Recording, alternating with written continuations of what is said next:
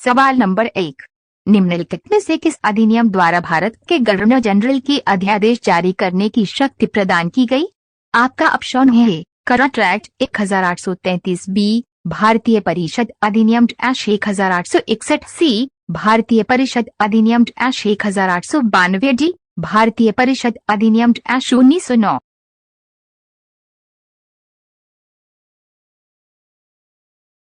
आपका सही ऑप्शन है बी, भारतीय परिषद अधिनियम 1861। सवाल नंबर 2, भारतीय अर्थव्यवस्था कैसी है? आपका ऑप्शन है पंजीवादी अर्थव्यवस्था बी, साम्यवादी अर्थव्यवस्था सी, समतट अर्थव्यवस्था डी, मिश्रित अर्थव्यवस्था।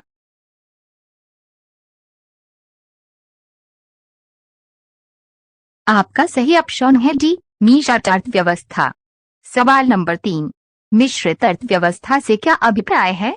आपका ऑप्शन है अर्थव्यवस्था में कृषि और उद्योग दोनों को बढ़ावा देना बी, सरकारी एवं निजी क्षेत्र का अस्तित्व सी, अमीर एवं गरीब का अस्तित्व डी, काटे और बड़े उद्योगों का अस्तित्व।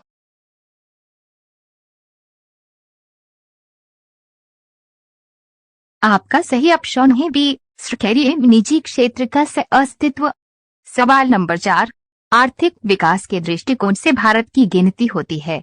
आपका ऑप्शन है ए, पिछड़ा राष्ट्र के रूप में बी, विकसित राष्ट्र के रूप में सी, विकासशील राष्ट्र के रूप में डी, विकसित राष्ट्र के रूप में।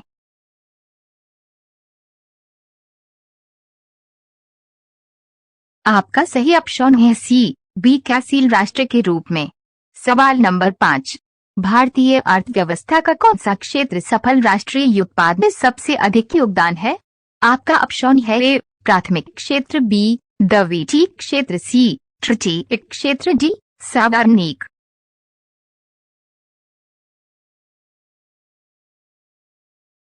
आपका सही ऑप्शन है सी, तृतीयक क्षेत्र। सवाल नंबर 6, बंद अर्थव्यवस्था वह अर्थव्यवस्था है। आपका ऑप्शन है ए, मदरसा पीठी पूर्णतया नियंत्रित होती है बी, घाटे की वित्त व्यवस्था होती है सी, केवल निर्यात होती है डी, एन तो निर्यात होता है न तो आयात होता है।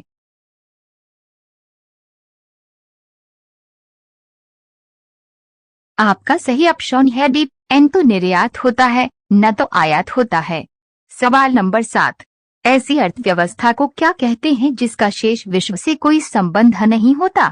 आपका ऑप्शन है ए, समाजवादी अर्थव्यवस्था बी, समृद्ध बंद अर्थव्यवस्था सी, मार्केट अर्थव्यवस्था डी, मिश्रित अर्थव्यवस्था।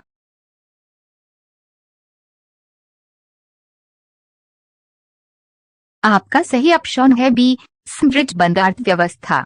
सवाल नंबर 8, यह सत्य होगा कि भारत को परिभाषित किया जाए? आपका ऑप्शन है ए, एक खाद की कमी वाली अर्थव्यवस्था के रूप में बी, एक श्रम अधिक वाली अर्थव्यवस्था के रूप में सी, एक व्यापार अधिक वाली अर्थव्यवस्था के रूप में डी, एक पूंजी अधिक वाली अर्थव्यवस्था के रूप में।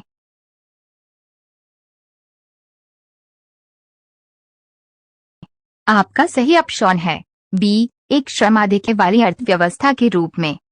सवाल नंबर 9, किसी देश का आर्थिक विकास निर्भर करता है? आपका ऑप्शन है प्राकृतिक संसाधन बी, पूंजी निर्माण सी, बाजार का आकार डी, अपर्याप्त सभी।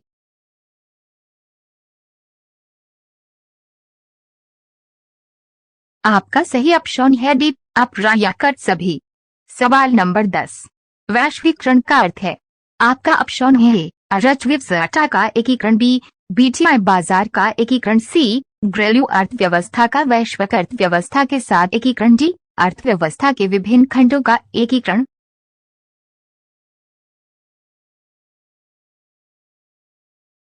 आपका सही ऑप्शन है सी, घरेलू अर्थव्यवस्था का वैश्विक अर्थव्यवस्था के साथ एकीकरण।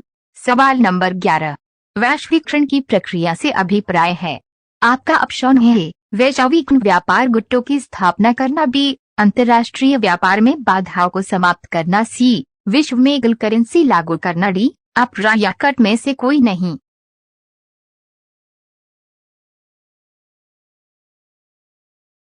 आपका सही ऑप्शन है बी, अंतर्राष्ट्रीय व्यापार में बाधाओं को समाप्त करना। सवाल नंबर 12, भारतीय अर्थव्यवस्था के वैश्वीकरण का अर्थ है? आपका ऑप्शन है ऋण का बढ़ाना बी, भारतीय व्यापारिक इकाइयों को विदेशों में स्थापित करना। सी, देशों के साथ आर्थिक संबंधों पर लगे प्रतिबंधों को यथासंभव कम से कम करना। डी, एवाईटी प्रतिस्थापना के कार्यक्रमों को त्याग देना।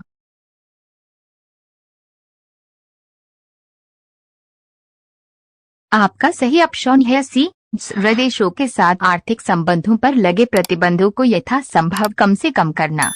डॉट। कृपया ऐसे ही इंटरेस्टिंग और इम्पोर्टेंट जीके के लिए वीडियो को लाइक, शेयर और सब्सक्राइब करके बेल आइकन को दबा लेना ताकि हमारे सारे अपडेट आप तक पहुंचे और कोई कमी हो तो कमेंट में बांटना।